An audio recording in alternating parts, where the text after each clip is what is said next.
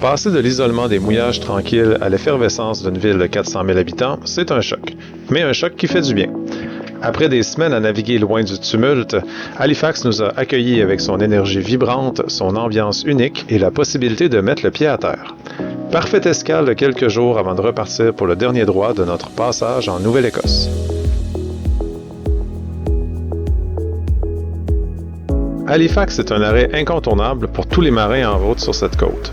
C'est ici qu'a été fondé le tout premier yacht club en Amérique du Nord il y a presque 200 ans. Cette histoire maritime se ressent partout en ville. C'est une ville tournée vers la mer, avec des bateaux partout et un waterfront animé et très vibrant.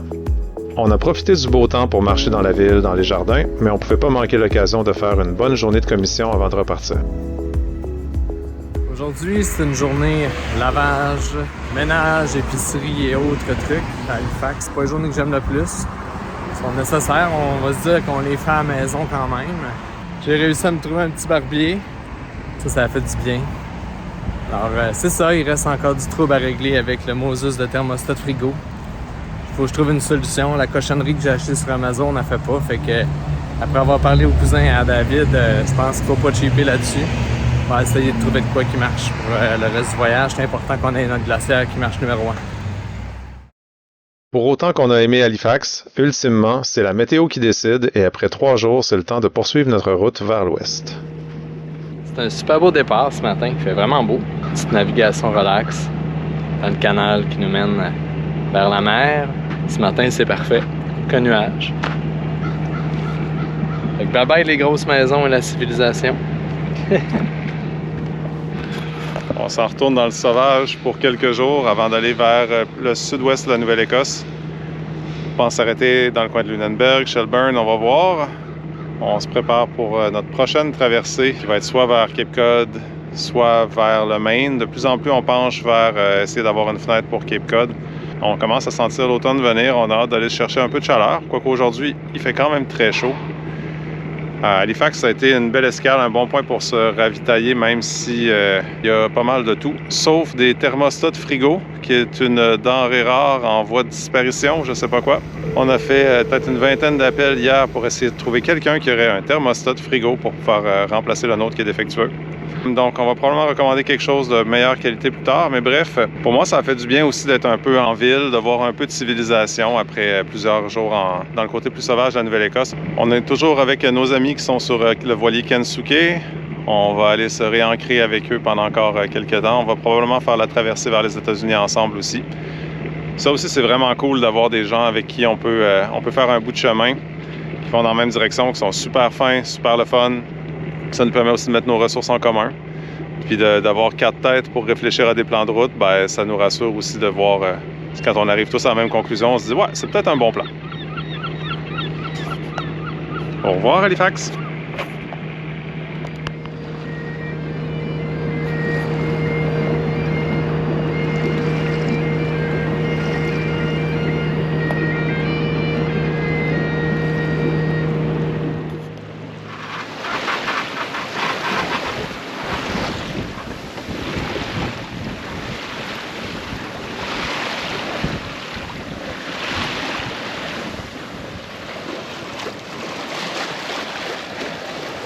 La météo prévoyant de forts vents dans quelques jours, on vise à se rendre à Lunenburg pour pouvoir se protéger.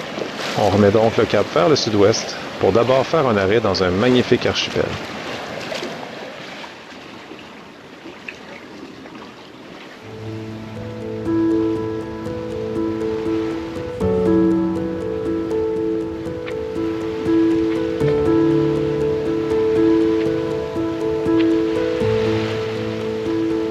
Rogue's Roost est un havre naturel presque caché, entouré de terres sauvages et d'îlots rocheux.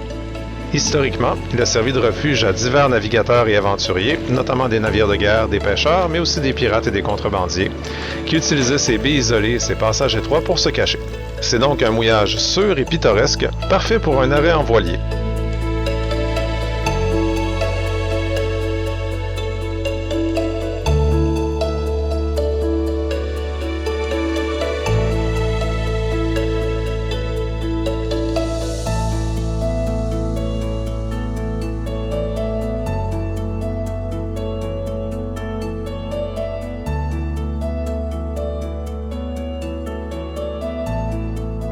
me suis donné un petit défi de monter ici.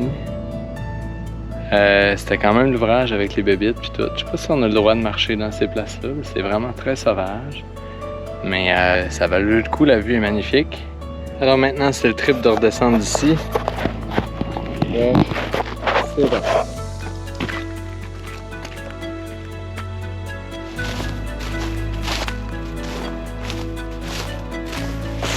Bon, le dinghy est dans la petite baie en bas là.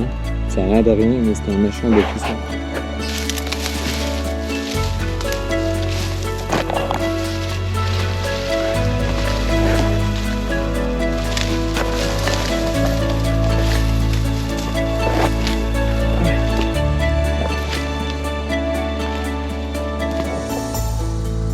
Ce matin, je suis parti faire une petite tournée de reconnaissance en ligne pendant que David travaille un peu.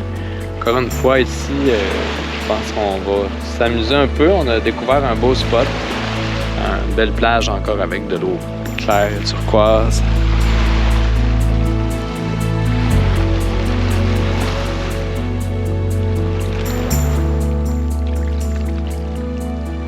On serait resté plus longtemps, mais la météo n'était pas au rendez-vous. On aurait probablement pu passer les gros vents à l'ancre à Rogues Roost, mais on préférait quand même être près d'une ville pour passer le mauvais temps. Ce matin, une routine s'est bien passée. David devait lever l'ancre rapidement, monter la grand voile, tout est prêt. On est à moteur parce qu'ils ne vendent pas encore assez. On attend notre vent, puis après ça, go pour Lunenburg. J'espère qu'on va visiter une belle ville aujourd'hui.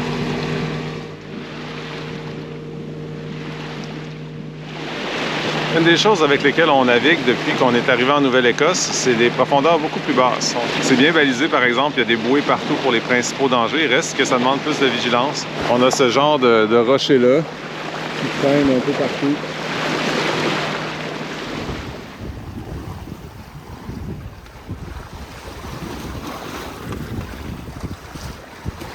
Après une journée à naviguer entre les îlots, on arrive à Lunenburg.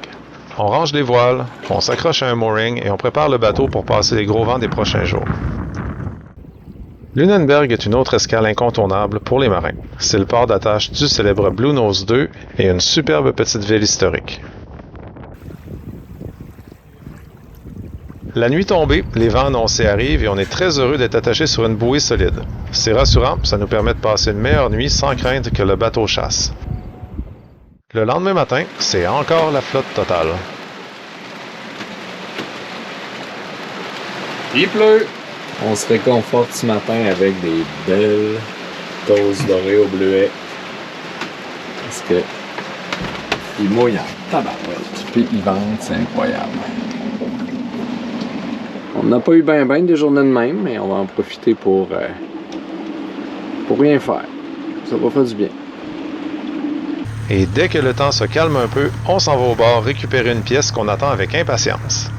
On est parti pour aller chercher le thermostat du frigo à Lunenburg. C'est de la merde. Ça, c'est celui que Benjamin nous a demandé d'acheter. Je pense qu'il va marcher. Évidemment. Ça va te passer l'autre en haut là. Ça va manquer de fil.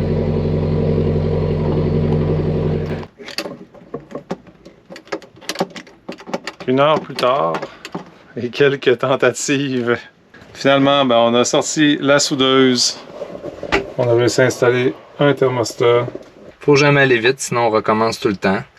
Fait qu'on est obligé de défaire dans le coffre le fil, puis souder des connecteurs parce que juste avec les petits bouts de fil, ça fonctionnait pas.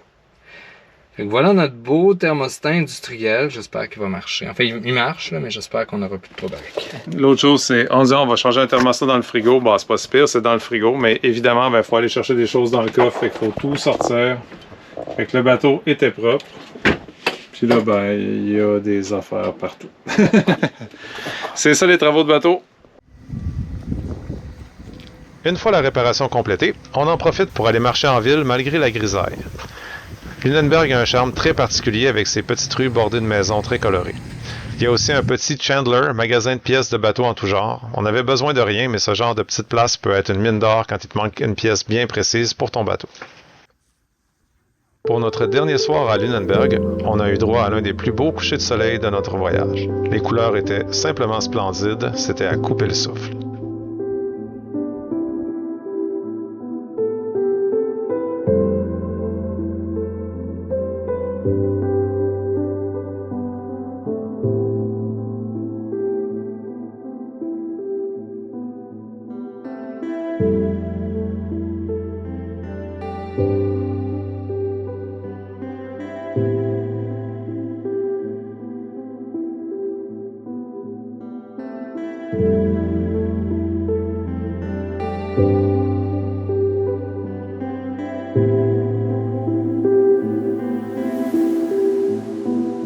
quelle belle façon de terminer notre arrêt ici avant de reprendre la mer au lever du jour. Ce matin, c'est un départ de Linenburg pour aller trouver un mouillage, soit dans les petites îles juste au sud ou un peu plus loin. On s'avance sans trop avoir d'attente là, sur la distance. C'est pas chaud ce matin. On s'est levé avec un 10 degrés, avec les tucs. Et on a le beau lever de soleil en prime.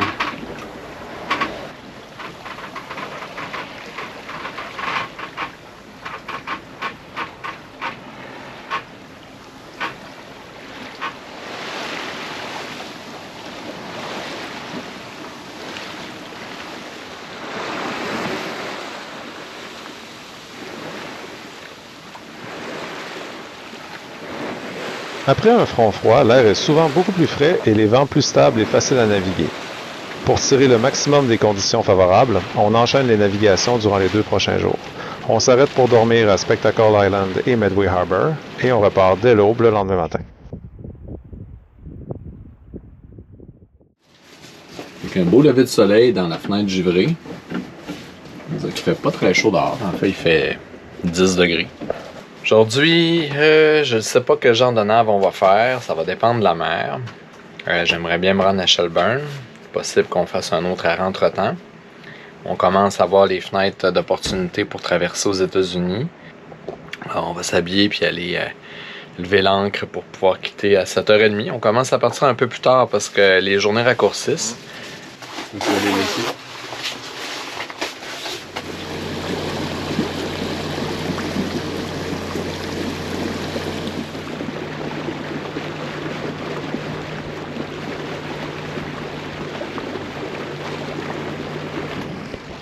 Ce matin, on s'amuse au travers des channels qu'il y a autour de Bell Island, où on se trouve. Puis il n'y a pas beaucoup d'eau.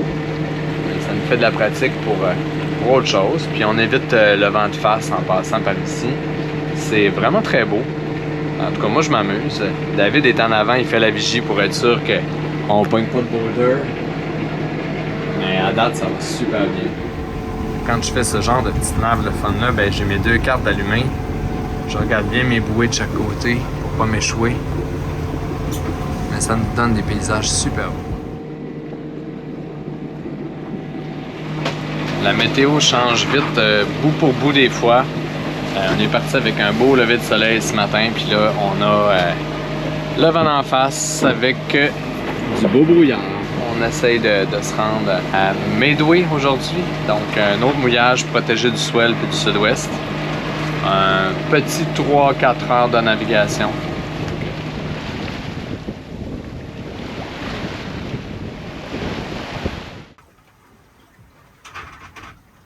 Fini le gris humide, place au soleil et à la chaleur. Le vent a tourné en notre faveur et on a finalement pu viser Shelburne directement. C'est aussi ça la voile, ajuster les plans en cours de route.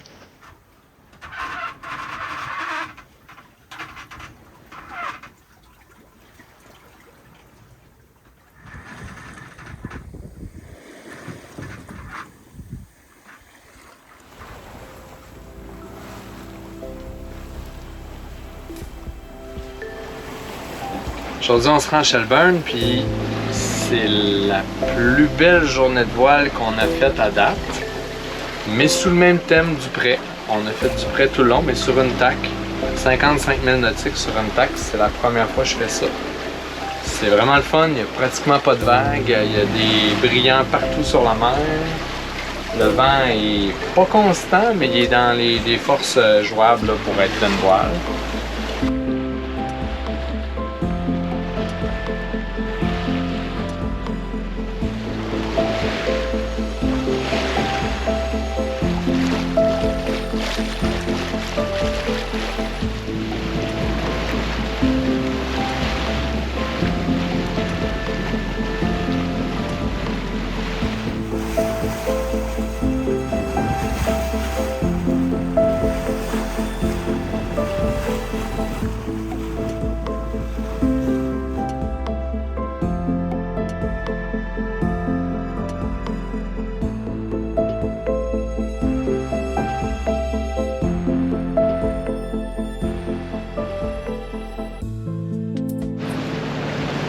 Après une traversée d'à peu près 11h, 11h30, on arrive à Shelburne avec le soleil couchant. Demain, on va aller à terre explorer un peu, faire quelques commissions en prévision de notre traversée pour les États-Unis après-demain. Après cette superbe journée de navigation, nous voici donc à Shelburne. Ce petit havre charmant nous accueille avec un clin d'œil à son histoire, un air de flûte et de tambour qui résonne au bord de l'eau.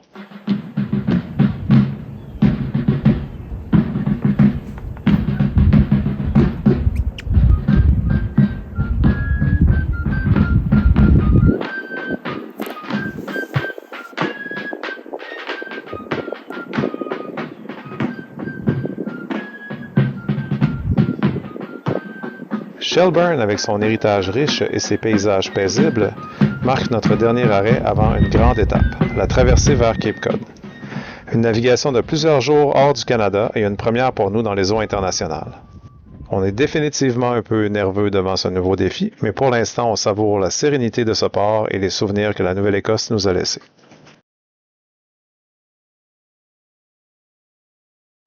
Merci de nous suivre. Si vous voulez embarquer avec nous dans l'aventure, abonnez-vous avec le beau gros piton à droite et laissez un commentaire si ça vous dit. À bientôt!